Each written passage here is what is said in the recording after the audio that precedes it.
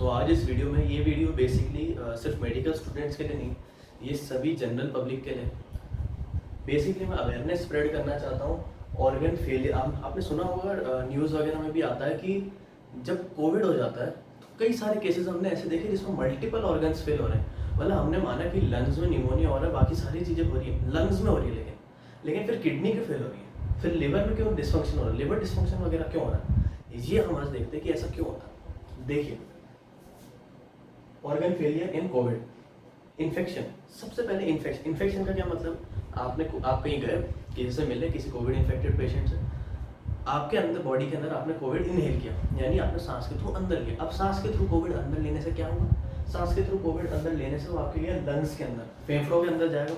फेफड़ों के अंदर अब कोई भी ऑर्गन है, उसके चारों तरफ एक लेयर होती है, उस लेयर को हम कहते हैं एपिथेलियम। उस एपिथेलियम में, लंग्स में भी एपिथेलियम होगी, उस लंग्स के एपिथेलियम में एंटर कर जाएगा कोविड। सबसे पहले कोविड एंटर करेगा लंग्स के एपिथेलियम में, लंग्स के एपिथेलियम को डैमेज करना शुरू करेगा। उसके बाद ये एंटर करेगा एल्वियोलाई में। एल्वियोलाई क्या होता है, लंग्स के अंदर छोटे छोटे थैलियाँ होती है। उस थैलियों में क्या होता है, उन थैलियों में बहुत सारी नाड़ियाँ होती है, ब्लड वेसल्स होती है। उन ब्लड वेसल्स का काम क्या होता है, उन ब्लड वेसल्स का काम ये होता है, जो आपकी बॉडी में जो आप अंदर ऑक्सीजन ले रहे हो उसको आपके ब्लड में घुसाना, और जो आपके ब्लड में CO2 आ गई है उसको बॉडी से बाहर निकालना। बेसिकली ये फंक्शन है, ठीक है। अब ये चला गया एल्वियोलाई में। एल्वियोलाई में भी सेल्स है, एल्वियोलाई में भी एपिथेलियल सेल्स ही होते हैं, सिंगल लेयर्ड सेल्स होते हैं। उससे क्या होगा, वो आपके एल्वियोलाई को डैमेज करना शुरू करेगा। आपके एल्वियोलाई को डैमेज करेगा तो एल्वियोलाई में पानी भरना शुरू हो जाएगा। पानी एग्जैक्टली पानी नहीं, लेकिन फ्लूइड भरना शुरू हो जाएगा, ठीक है, पानी जैसा सब्सटेंस। फ्लूइड भरने से क्या होगा, आपकी जो एल्वियोलाई थी और जो नीचे ब्लड वेसल्स थी उनके बीच में ऑक्सीजन और कार्बन डाइऑक्साइड का एक्सचेंज चल रहा था, लेकिन अब पानी भरने से एक एक्स्ट्रा बैरियर आ गया, एक एक्स्ट्रा उसके आगे हर्डल आ गया, तो उसको ऑक्सीजन को क्रॉस करने में और CO2 को क्रॉस करने में दिक्कत आएगी। इससे क्या होगा, आपकी बॉडी में ऑक्सीजन लेवल कम होने लगेगा। ऑक्सीजन लेवल कम होने लगेगा तो हम कहेंगे इसको SpO2 कम होने लगेगा, सैचुरेटेड ऑक्सीजन लेवल कम होने लगेगा। आपके हीमोग्लोबिन में बेसिकली ऑक्सीजन लेवल कम होने लगेगा। हम ये पल्स ऑक्सीमीटर में देखते हैं कि अगर 94% से नीचे ऑक्सीजन लेवल चल जाए तो हम कहते हैं समथिंग इज अबनॉर्मल, ठीक है। SpO2 कम होने लगेगा, यानी ऑक्सीजन की कमी। ऑक्सीजन की कमी अगर पूरी बॉडी में होने लगे, कमी होने लगे, तो उसको बोलते हैं हाइपोक्सिया। हाइपोऑक्सिया, हाइपो मतलब कम और ऑक्सिया मतलब ऑक्सीजन, और फुल बॉडी, ठीक। अब एक बेसिक कंसेप्ट यहाँ पे ये है, नॉर्मल्स हम देखते हैं, ज़्यादा डिटेल में नहीं देखेंगे। जो ऑक्सीजन होता है वो फाइनली हेल्प करता है एनर्जी प्रोडक्शन में, और आपकी बॉडी में एनर्जी का मेन सोर्स है ATP। मतलब ग्लूकोज से मेनली आपकी बॉडी में ATP बनता है जो एनर्जी रिलीज करता है, ठीक है, ATP होता है। अगर ATP ऑक्सीजन से बनता है और ऑक्सीजन की बॉडी में नहीं है तो क्या ATP बनेगा, नहीं बनेगा। ATP अगर नहीं बनेगा तो एक पंप होता है सोडियम पोटेशियम पंप, वो फेल हो जाएगा। ये फेल इसलिए हो जाएगा क्योंकि ATP चाहिए होता है इसको चलाने के लिए, सोडियम पोटेशियम पंप को चलाने के लिए। ये क्या होता है हम भी देखेंगे, ठीक है।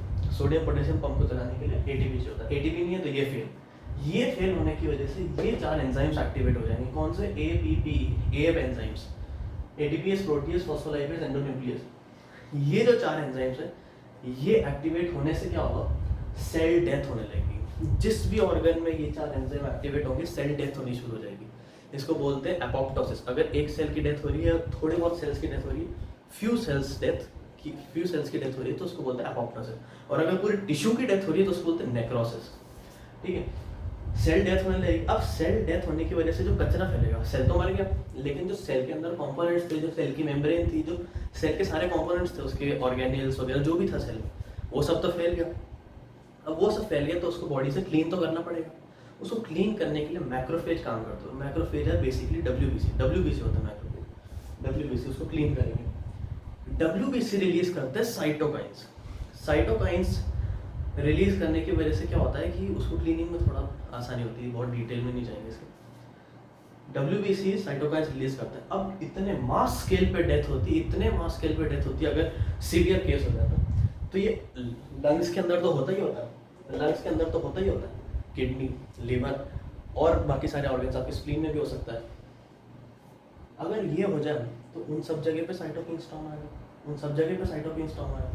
साइटोकिन स्टॉर्म यानी बहुत ज़्यादा साइटोकिन रिलीज होगा, बहुत ज़्यादा साइटोकिन रिलीज क्यों हो रहा है, क्योंकि बहुत ज़्यादा सेल डेथ हो रही है।